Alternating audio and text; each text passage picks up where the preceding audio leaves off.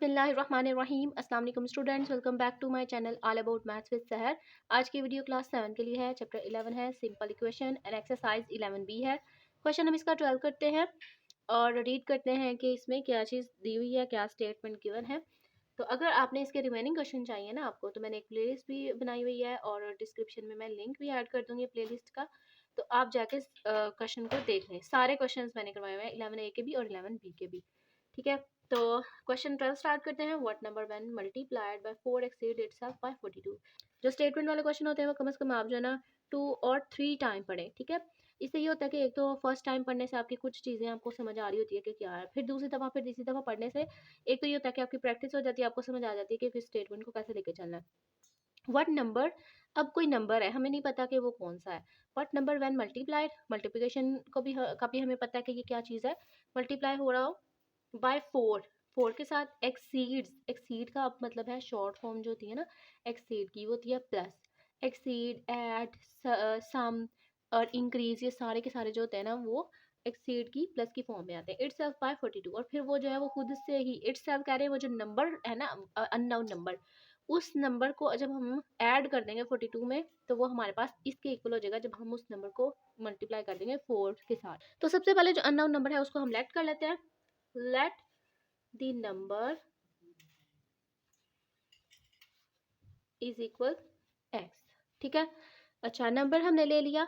अब हमने इसको कंडीशन के अकॉर्डिंग लिखना है। आप चाहें तो आप एक स्टेटमेंट लिखें multiply by 4 number, multiply by 4 is equal 4x, और फिर एक्सीड इटसेल्फ का भी आप लिख सकते हैं x प्लस 42, सिंपल। लेकिन यहाँ पे इजी वे ये है कि आप अकॉर्डिंग टू गिवन कंडीशन लिखें।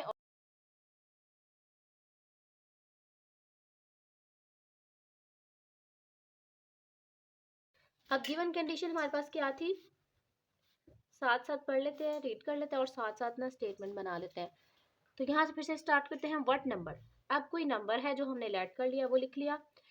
What number when multiplied by 4, तो 4 के साथ जब उस नंबर को मल्टीप्लाई किया जाए, इट एक्सीड्स, एक्सीड का मतलब होता है प्लस, इट्स सेल्फ यानी कि वो जो नंबर है वो एक्सीड हो रहा है बाय 42, किससे, 42 के साथ, और ये दोनों इक्वालिटी की फॉर्म में आ जाता है। यानी कि जब इनको हम ऐड करते हैं तो ऑटोमेटिकली 4 टाइम बढ़ जाता है, यानी कि 4 टाइम के इक्वल हो जाता है।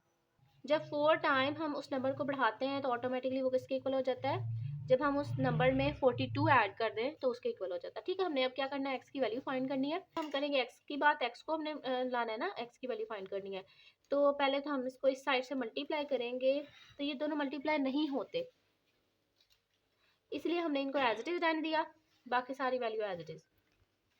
अच्छा जी, तो अब हमने क्या करना है, 4 की वैल्यू अब हमने क्या करना है, एक्स की वैल्यू फाइंड करनी है। तो हम क्या करते हैं, एक्स को एक साइड पे ले जाते हैं।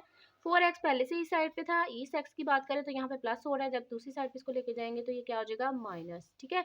इसका कोई कोफिशिएंट नहीं तो 1, यहाँ पे भी आप 1 लिख सकते हैं।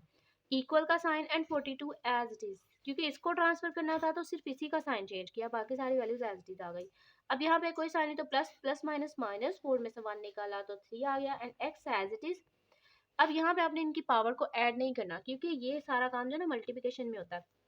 अब ये ऐड हो रहा है, तो ऐड में या सब्ट्रैक्ट में जब हम देखते हैं तो वेरिएबल सेम लेते हैं और उनके कोफिशिएंट को सॉल्व कर लेते हैं, ठीक है। तो इसलिए मैंने इनके कोफिशिएंट को सॉल्व किया और वेरिएबल को एज इट इज रहने दिया, और 42 जो है ना वो आपका साइड पे ऐसे आ गया। अब x की वैल्यू चाहिए, तो एक्स्ट्रा यहाँ पे हमें नजर आ रहा है 3, 3 यहाँ मल्टीप्लाई हो रहा है x के साथ, कोई साइन ना हो तो मल्टीप्लिकेशन का साइन एग्जिस्ट करता है, एक वेरिएबल में और एक जो है वो सिंपल कोफिशिएंट में। तो 3 दूसरी साइड पे जाके 42 के नीचे डिवाइड हो जाएगा, 3 1 जा 3, 3 1 जा 3, 1 कैरी एंड 3 4 जा 12, तो हमारे पास x की वैल्यू आ गई 14, ठीक है। तो यही हमें आज चाहिए था, यानी कि x की ही वैल्यू लानी थी ना। अगर आपने ये देखना है कि आपका आंसर ठीक है तो आप सिंपल x की वैल्यू लो और जो कंडीशन आपने बनाई है उसमें पुट कर दो। अगर मैं 4 के साथ 14 को मल्टीप्लाई करती हूँ तो यहाँ पे ना हम चेकिंग भी कर लेते हैं नेक्स्ट में।